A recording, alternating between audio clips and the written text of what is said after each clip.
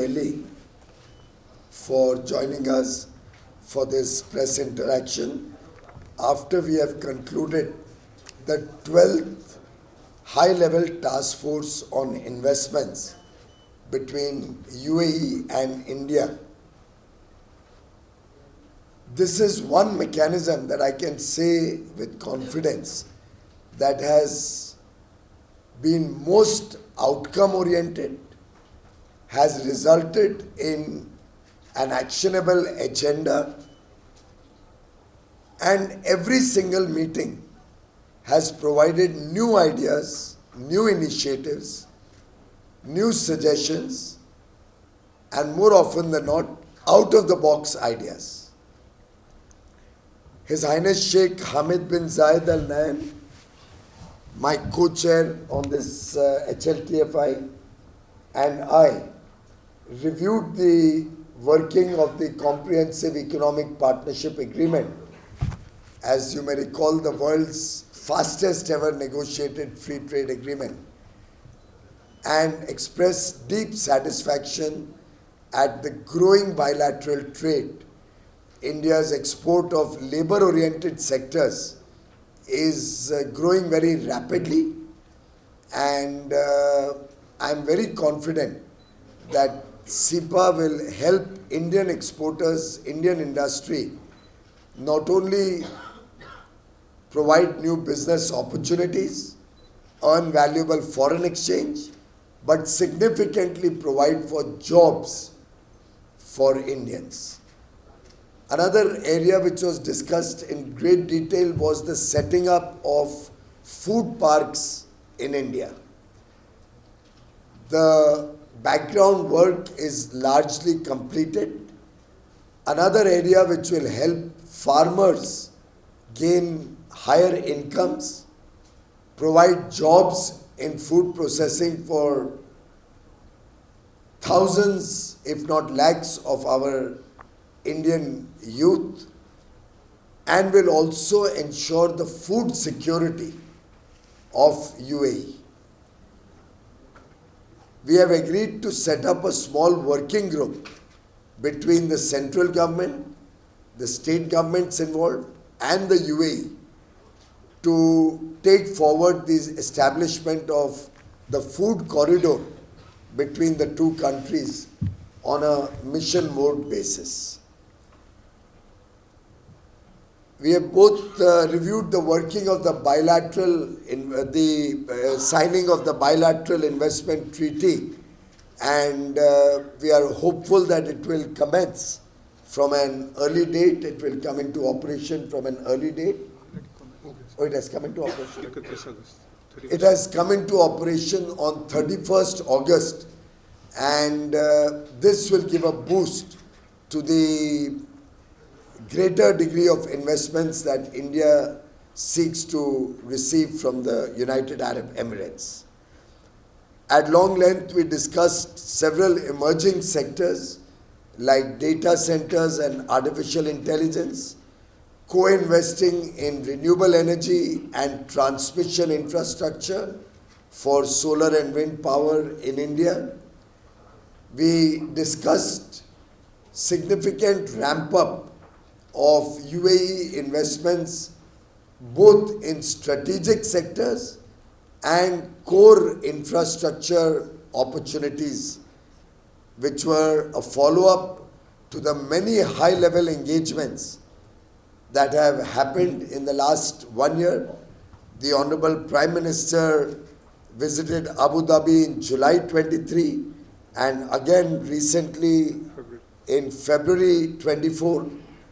His Highness, the President of the UAE, visited India during Vibrant Gujarat Summit in January 24, followed by a very successful visit of His Highness, the Crown Prince of UAE, last month.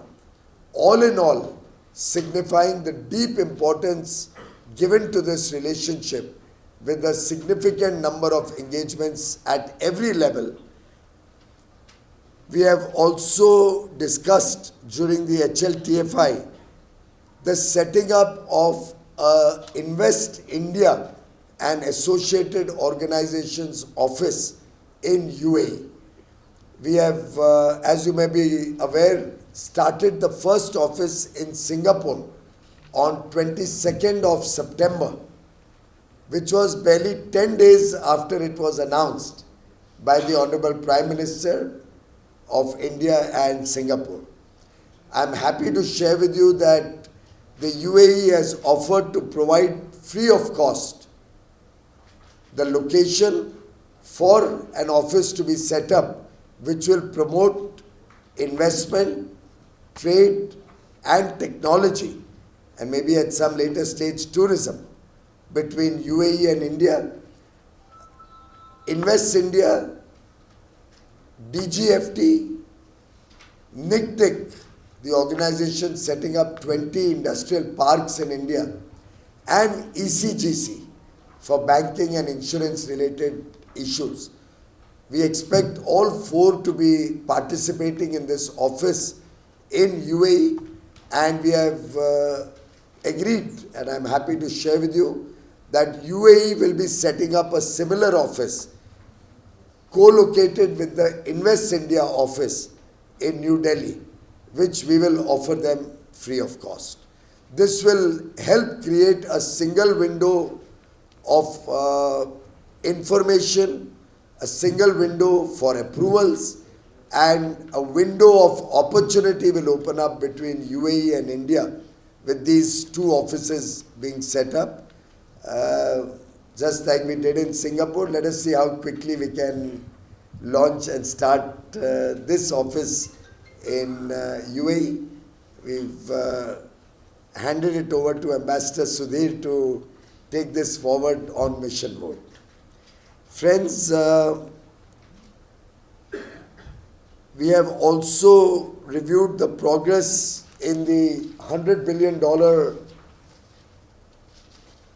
rather $75 billion investment that was planned from UAE to India, which, when we discussed today, will fructify into nearly $100 billion investment in infrastructure, manufacturing, public markets, and various other forms of investment. The UAE has expressed satisfaction at Prime Minister Narendra Modi being re-elected for the third term, providing stability in policy and predictability in government policy and decision making.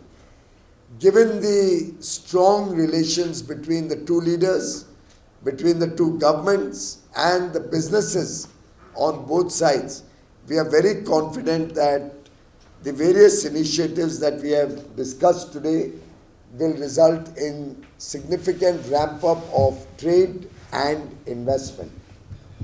One other good news that I would like to share with you is the setting up of a campus of IIFT, the Indian Institute of Foreign Trade, whose director recently visited Dubai, and at the location where we had the Dubai Expo Pavilion of India, which the UAE was gracious enough to allow us to retain, the IIFT will soon be launching some courses and gradually progressing to set up a full campus of the Indian Institute of Foreign Trade, the first overseas campus of IIFT anywhere in the world. You are all aware that IIT has already set up a campus in UAE, in Abu Dhabi, and they will soon be offering courses in UAE also. So this is the next step in our mutual engagement on education. Friends, we also reviewed in detail the J1 partnership, that is the UPI partnership with the UAE AANI, where we have interlinked UPI and AANI to enable cross-border remittances and mutual trade between the two nations. Incidentally, the word J1 comes from the highest grade of pearls, and that is why UAE gave the name J1. J1 reflects the grade 1, highest grade of pearls in UAE. I was explaining to His Highness that look at the appropriateness of the name. J in India is victory, and we are celebrating Navratri, which will culminate in the victory of good over evil. 1 is the forest, which provides life and is important for sustainability. And Jivan, it's pronounced Jivan in UAE. Jivan is life itself. So it's I think whether it's coincidence or whatever, but the word has come out very appropriately, defining the India-UAE partnership. And we have discussed that we will be expanding the Jivan digital payment infrastructure between the two countries in the years to come, very rapidly.